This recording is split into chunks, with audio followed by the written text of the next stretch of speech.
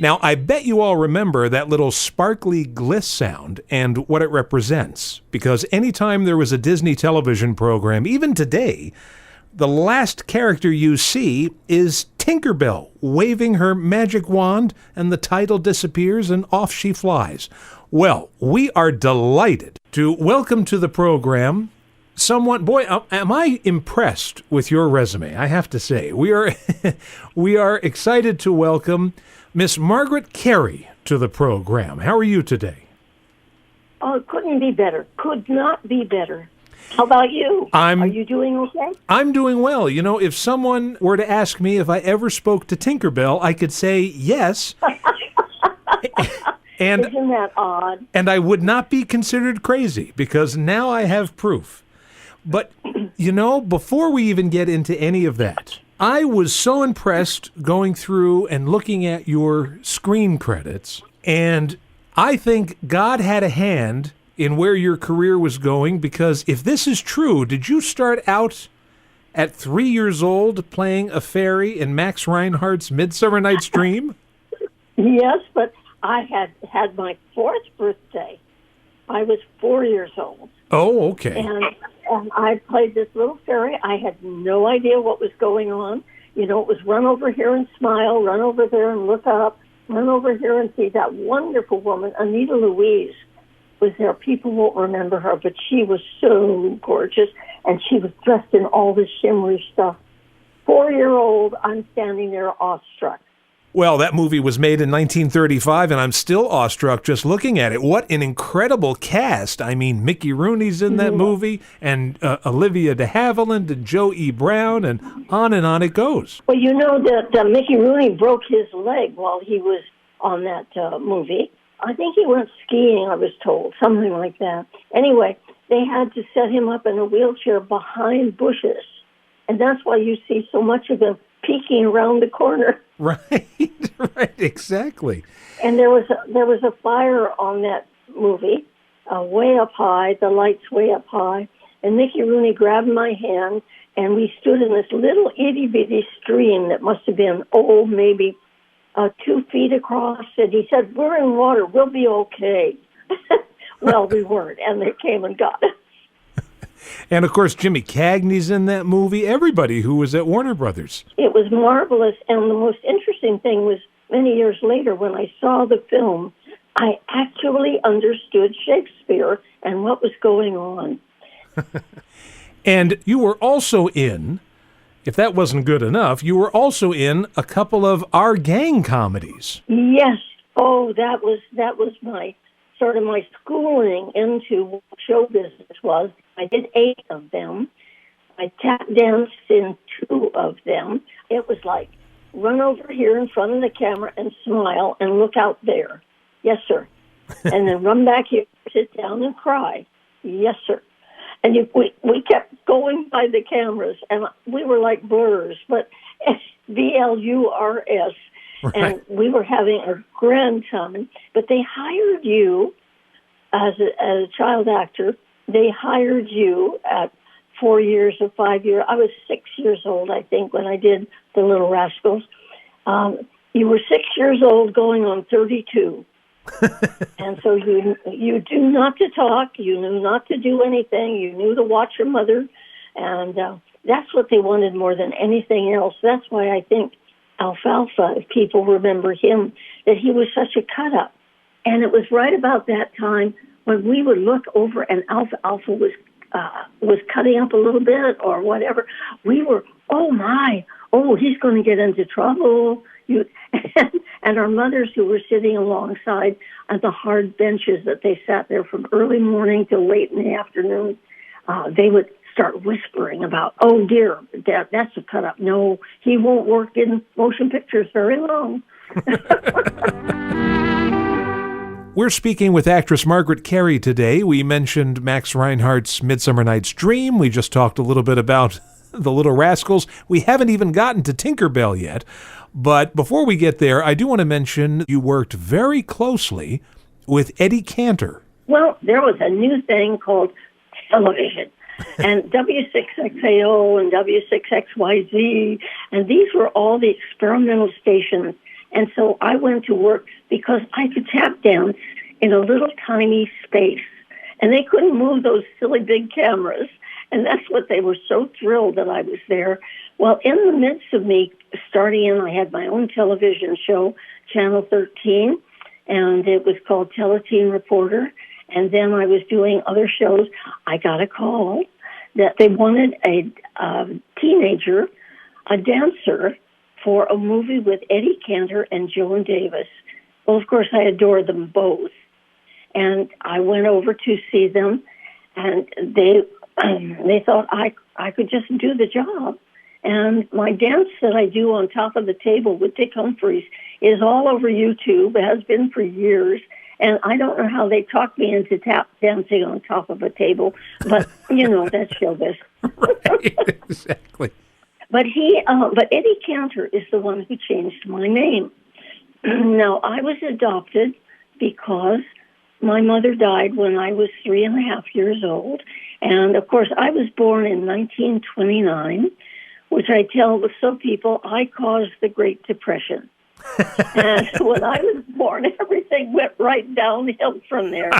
Well, when I was adopted by these two wonderful people who were old enough to be my grandparents, well, you put children to work. And there was Shirley Temple, and there were, I digress for a moment, excuse me. Jane Withers passed away a couple of days ago. That was the dearest lady that you can imagine. You talk about a storyteller and excited by life and excited by meeting you. Oh, I enjoyed talking with her, and we would talk about the different things that we did and our wonderful little annoying mothers that we had. But she passed away, and we were lucky to have her. Absolutely. So where was I? I was back to, I did this show called If You Knew Susie, and Mr. Cantor called me in. So I'm working 6 weeks on it, I guess. And he said, we're going to have to change your name. Well, I know that he had changed the name of Dinah Shore and given her, and his name was Isidore Iskowitz. So he had changed his name to Eddie Cantor. And he was the producer, and I said, yes, Mr. Cantor. Just like that. And he said, do you like your first name? And I said, Peggy. He said, no, your first name. I said, Margaret. I'd never used it. And he said, do you like it? I said, yes, Mr. Cantor. He said, well, we have to find a better name for your second name. My favorite actor is Norman Kerry. And I'm looking, I haven't a clue who he's talking about. But I said, yes, Mr. Cantor, I was well trained. And so, anyway, so I became Margaret Kerry when I worked on that movie, and I graduated from high school on the same movie. I got my diploma handed to me on the set. And Mr. Cantor, gave me a little song, and then I did not work through the whole movie, only the part that I was supposed to be in. And as I'm leaving, he sang to me, if you knew Margaret like I know Margaret. Oh, what a... And I was in tears. And Joan Davis, she came in with the whole thing. It was a jolly, jolly place to work. Now, when you get the call for the role, I don't know how you would describe it, Tinkerbell, because you're acting and you're not really going to be seen, you're going to be drawn over. How did the Disney folks describe what they wanted you to do? Well, they didn't. Actually, by that time, I had an agent who called me up, and if I remember correctly, I was assistant dance director on a movie over at Fox. And she said, can you get tomorrow off? They're auditioning, interviewing for the part of a 3.5-inch sprite who doesn't talk. And I said, gee, we've got the big, June Haber she said, it's a Disney. I said, I'll be there at 6 a.m. in the morning, whatever you say, right. I will be there. So I thought, I've been in show business long enough to realize that you just don't walk in and say, hire me. So I thought, does it talk? Well, I'm a pantomimist, so I did set a pantomime routine of a little boy about 9 years old fixing his own breakfast, and I had a 45 record player that I choreographed it to that night. And the next morning, I took off for the studio and Mark Davis's office with my little 45 player with me and my pictures and my bio. And I immediately got lost. Oh. Because I was looking for a dance rehearsal place or something like that, right? But no, I was on the third floor, and it was his office, just jammed with two huge animation desks, with the discs in the middle. But I have to tell you, up on the wall, there were, I guess, about 22 by 27 size papers, all pinned up with this adorable, adorable little character. And obviously, this was the little character that they were talking about. And he said, well, her name is Tinkerbell. And I knew enough about Peter Pan and Tinkerbell, so I could go from there. And he said, what is that you're carrying? I said, well, it's a player, and I wanted to show you that I could do pantomime. He said, he called down the Uber director, Jerry Geronimi, who was one of the three directors who was over the whole picture. And they helped find a plug, and it was so Disney. You'd never find that at any of the other studios. Anyway, so I did it, and they said, we want her in her first scene to see a mirror that's sitting on a dresser. And she flies down to it, and she looks down and sees herself. And then she preens herself, she looks, and then she gets upset at the size of her hips. Can you do that? And I said, certainly. I was 19 years old. I could do anything. So I did it, and I looked down through the carpet and back up again and saw myself and and then got upset and marched out. And they said, it was either then or the next Tuesday, I can't remember. Would it be convenient for you to come to work next Tuesday? And that's how I was cast as Tinkerbell. And you probably said, would it be convenient? Of course it would be convenient. Well, no, I said, well, yes, I was casual about it. I thought, what's going on? But then they said, what time would you like to come? It's usually 8:30 in the morning and be there, or 7:30 in the morning.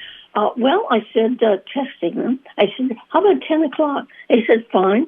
Be in hairdressing, wear your one-piece bathing suit, and we'll meet you at the soundstage, soundstage 1. And I said, okay. But the first thing that I did that I've always remembered, I stepped out in front on the big, huge soundstage with a full crew, all the lights up in the catwalk, every place. And I looked to Mr. Davis, and what a pet, what a brilliant man he was. And I stepped out in front and said, Mr. Davis? So now you know how long ago it was. I called him Mr. Mr. Davis, do you want it to be ditzy like Betty Boop?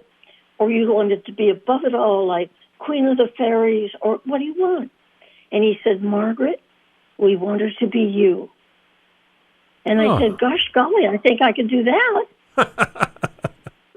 So he never gave me any directions on the reactions of her or anything, just what the scene was going to be. And then they had props, and they had the keyhole that I was supposed to try and get out of, and the scissors that I tried to use to open up a drawer, and all kinds of things that I used. But I did it all, and the pouting and all the rest. That was just me. But, it took somebody as fabulous as Mark Davis to then draw her from me. He could have, flat out just drawn me. No, he added to her. He was, that he went on to be one of the great designers of the. He designed Pirates of the Caribbean. He designed Haunted Mansion. He was just a genius, and what a dear. How long did you work on that film? How many weeks did you have to commit? About 9 months. And Wow. I was doing my own show at the same time. And then I was started in the 172 shows that we did for ABC with Charlie Ruggles, where I played the daughter.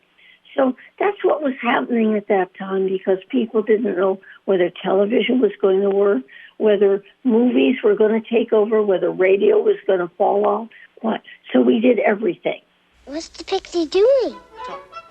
Now, even though we see you as Tinkerbell, we don't hear Tinkerbell's voice. However, we do hear your voice in Peter Pan playing another character, and this is how you got involved with voice acting, right?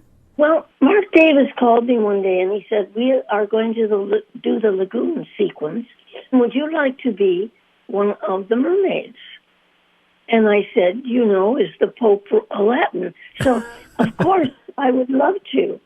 So the three of us, Connie Haynes, June Foray, and myself, we played and did all of the live action work for those mean mermaids that were in Peter Pan. Wow. And after we finished doing the voiceovers and recorded it, before we did the actual live action work, we were standing out in front and we said, Julie said, why in the world are we working to get in front of the camera? This is the way to go. You don't have to be there at 6:30 in the morning. You don't have to put on makeup. You show up at 1 o'clock in the afternoon. They give you a script. You don't learn anything. You change it if you want to, and if they don't like the voice, you change that. And that takes care of that. And we all decided to go into voiceover just about then. I speak 21 different dialects and have about 48 different voices. I did 139 episodes with the Three Stooges, also with live opening and closing. Mm-hmm. I worked with the great Hal Smith, who did more voices than you can imagine. He also played Otis Campbell in the Andy Griffith Show. My goodness, of course. And I mentioned there with voiceovers and dialect. My new husband thinks it's amazing. He heard this wonderful joke that I used. I found my family after 50 years because, as I said, I was adopted. Mm-hmm. And all my life I had used this Irish joke. And it turned out when I found them that it was true. I was Irish. But here's the joke. This is in an Irish pub, and they're knocking them back pretty good. And Kenneth is talking to the fellow over here, and he says, I don't know about this diversity. I think I like being Irish the best. Oh, says the other one, you'd love to be an Italian. All the girls would be after you. Well, I don't know, says Kenneth. Let's go over and ask Paddy what he thinks. And they walk over to where Paddy's knocking them back pretty good. And I say, Paddy, what is it? He says, what would you be if you weren't Irish? And Paddy says, I'd be ashamed. So it turned out, if I weren't Irish, I'd be ashamed. Now, I love doing that. You mentioned your new husband, and I wanted to talk about that. But before we get into it, you still have a good relationship with the Disney folks, though, right? Oh, yes. And as a matter of fact, you talk about a good relationship and you talk about my new husband. That was absolutely lovely because new husband means a new marriage. And a year and a half ago, I got it. I knew I was leaving California. I'd been there 90 years.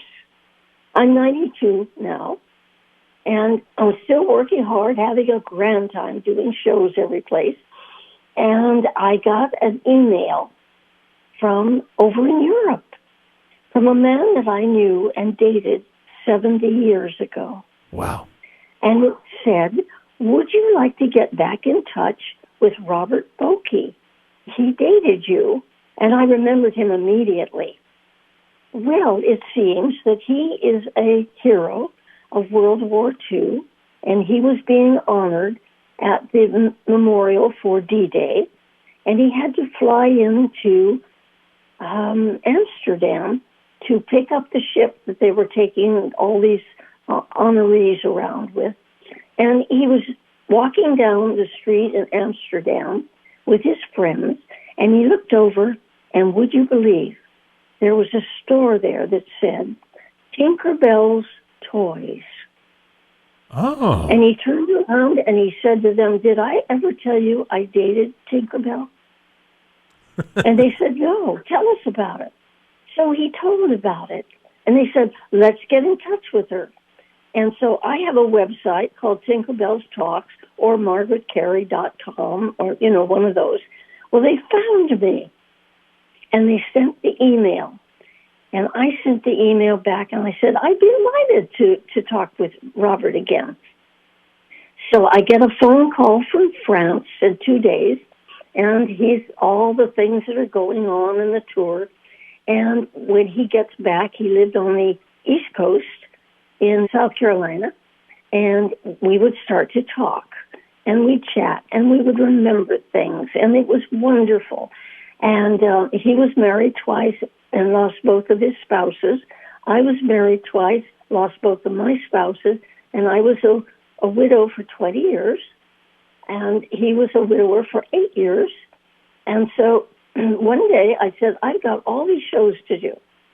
But one of the shows, because I was in the Andy Griffith show, one of my favorite things to do, right. I go up to Mount Airy, North Carolina.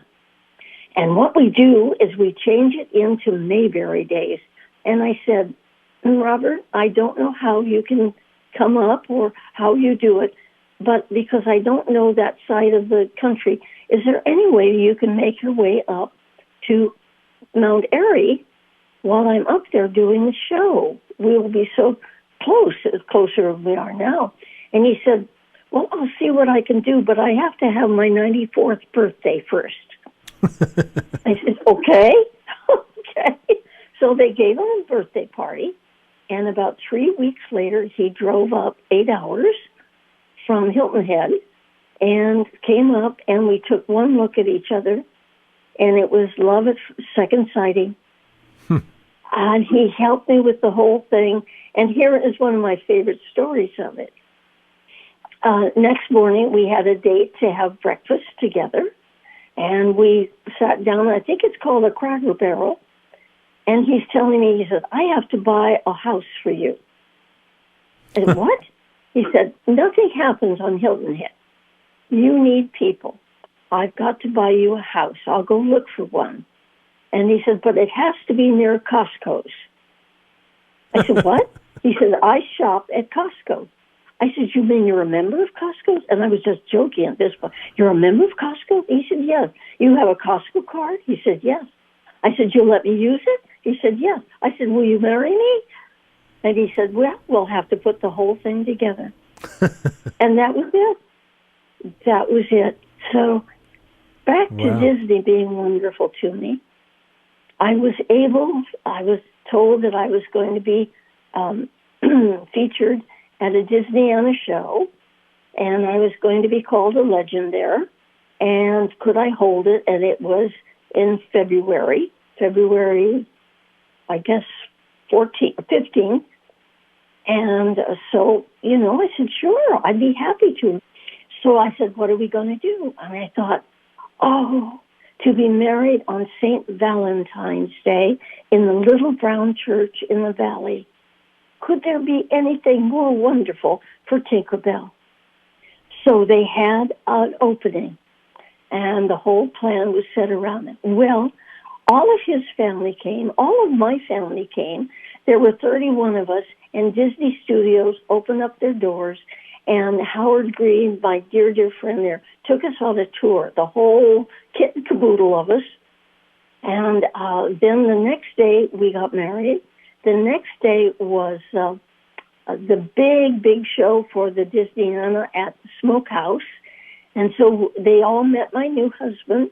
And then the next day was Walt's Barn. Oh. 400 people came, and some wonderful producers that I know, just wonderful people. And then the next day, I flew off to Sarasota, and here I am. And that's why I brought it all together. And if that isn't a Disney story, I don't know what is. And here's the best part. He's a great cook, and I don't cook. Is that not perfect? Well, it sounds perfect. Boy, that's a Disney happy ending right there. It is. Being Tinkerbell is very, very special to me. I try to keep her in the forefront because she is a very, very special character. When you have people, I wrote a book. It's a bestseller. It's called Tinkerbell Talks, Tales of a Pixie Dusted Life. And in there are stories about working at Disney and then the rest of my life, of course. But when you have a woman walk up to you and to shake her hands and she's sobbing because she thought she would never be able to say thank you to the lady who did Tinkerbell and saved her life. And it was a true story. She was so depressed she wanted to die. And so she had Tinkerbell tattooed on her leg. And every time that she felt dismal, she would look at it and she'd say, no, happy thoughts, happy thoughts. Her 12-year-old daughter was there and showed me a picture. Is that not incredible? It is. It is. And as I'm sitting here speaking to you, I'm also remembering, oh, yes, I went to the theater.